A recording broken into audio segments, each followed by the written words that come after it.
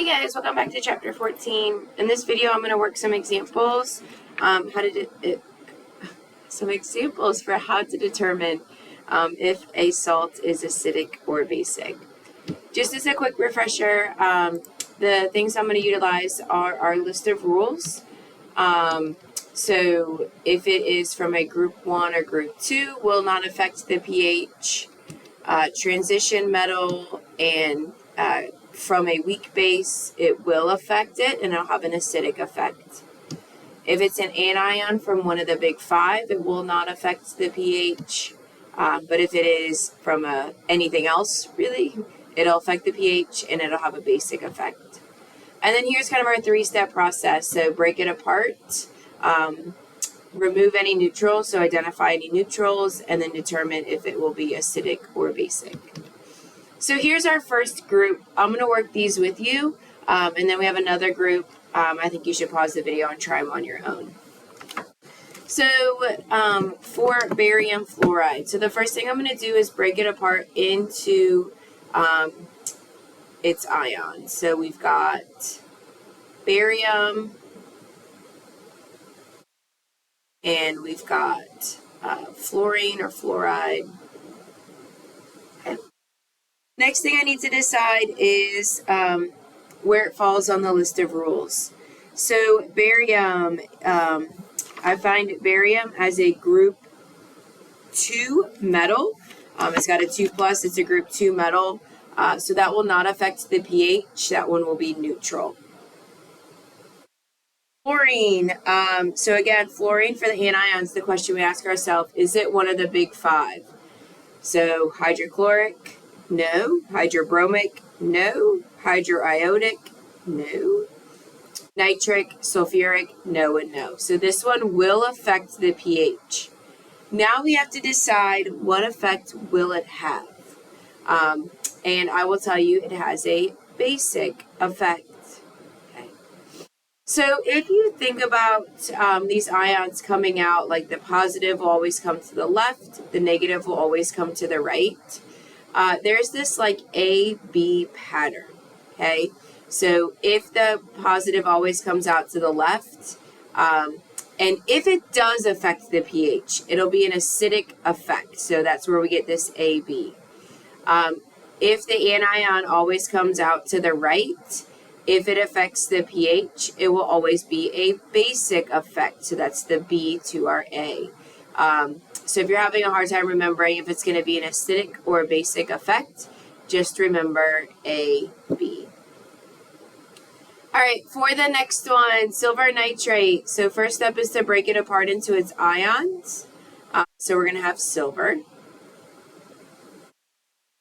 And then nitrate is going to be our other one.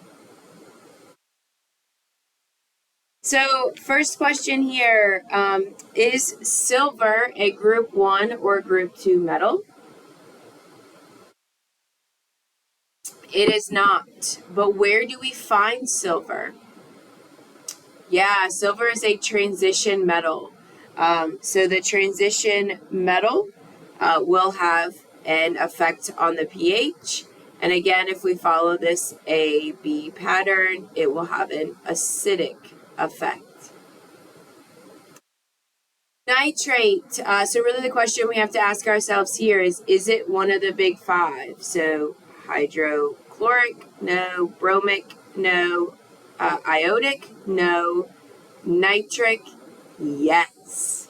So this is a anion from one of the big 5. So it's from HNO3. So since it's an anion of one of the big 5, it will be neutral. So putting barium fluoride, this first one, into solution, I didn't really complete my thought. This will cause the pH to increase, so it'll have a basic effect. Silver nitrate, so putting this into solution will cause the pH to drop. It'll have an acidic effect. All right, so let's finish our last example here. So we've got iron bromide. So we're going to have iron as one of our ions and bromine as the other one.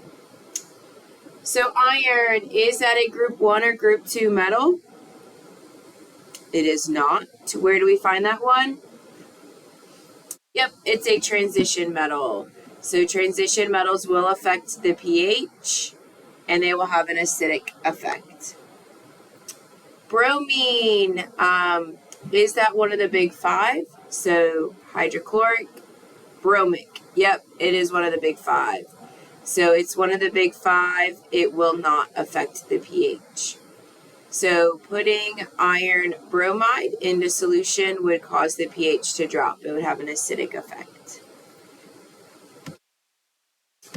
Here are 3 more examples. Go ahead and pause the video and see if you can work through them, and I'll catch you on the other side.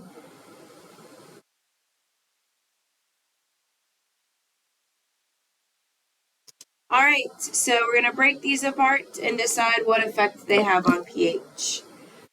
So this one, we're going to break it apart into potassium and sulfate. Potassium is a group 1 metal, so it will not affect the pH. That would be neutral. SO4 is one of the big 5, so sulfuric is one of the big 5, so it will also not affect the pH. So if I were to drop potassium sulfate into solution, the pH wouldn't change. They would just both spectate and they wouldn't touch the pH. So we would see no change.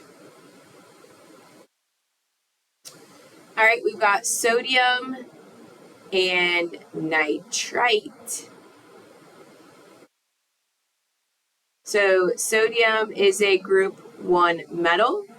Group 1 metals do not affect the pH, so that would be neutral. Nitrite is not one of the big 5. Nitrate is NO3. Nitrite is not. So nitrite will affect the pH, and we have a B, so this would be a basic effect. So it would cause the pH to increase. All right, and then our last one, ammonium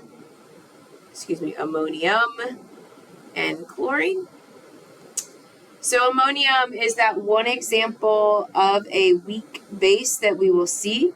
So this is a cation from a weak base, so it will affect the pH, and it'll affect it in an acidic way. Chlorine, is that one of the big 5? Yep, hydrochloric acid, so that will not affect the pH. So dropping ammonium chloride into solution will cause the pH to go down. This is step 1. We're going to take this information, we're going to apply it to pH problems. So please make sure that this is a skill that you have nailed down. I hope you guys found this helpful.